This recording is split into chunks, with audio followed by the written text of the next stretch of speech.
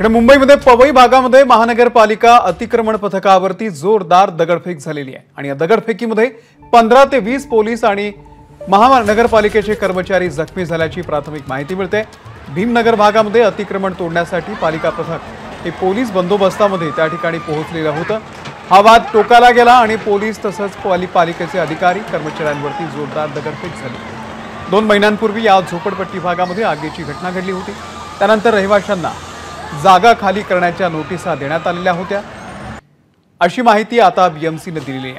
रहिवासी आक्रमक झाल्यानंतर महानगरपालिकेने तात्काळ कारवाई थांबवलेली आहे।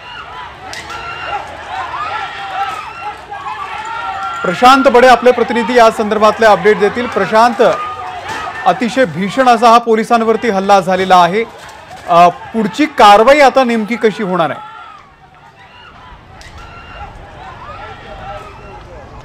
अमोल, मी त्याच ठिकाणी उभा आहे ज्या ठिकाणी घटना घडली। आपण जर माझ्या मागे बघितलं तर मोठा पोलीस बंदोबस्त आपल्याला पाहायला मिळतो आहे।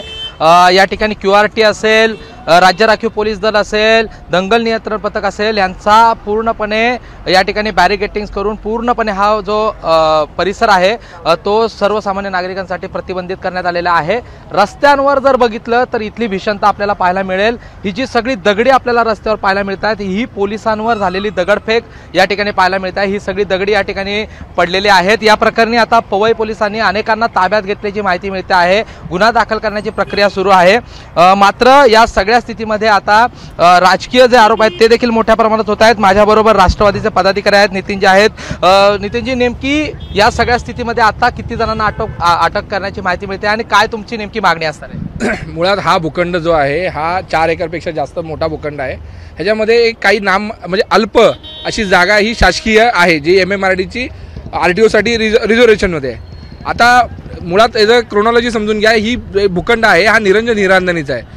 2004च्या अगोदरपासून हा भूखंड खाली करण्यासाठी निरंजन हिरांदनी प्रयत्न करत होते। त्यावेळी प्रकाश आंबेडकर असो, मेधा पाटकर असो यांनी आंदोलन केलं, त्यामुळे त्यावेळी तो विषय राहिला।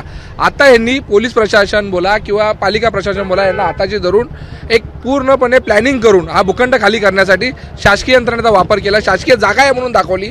मुळात यांचं PR कार्ड हे निरंजन हिरांदनीच्या नावावर, म्हणजे हे पूर्ण प्लॅनिंग निरंजन हिरांदनी यांनी केलेलं आहे, हे जबाबदारीने सांगतो। बघा नीट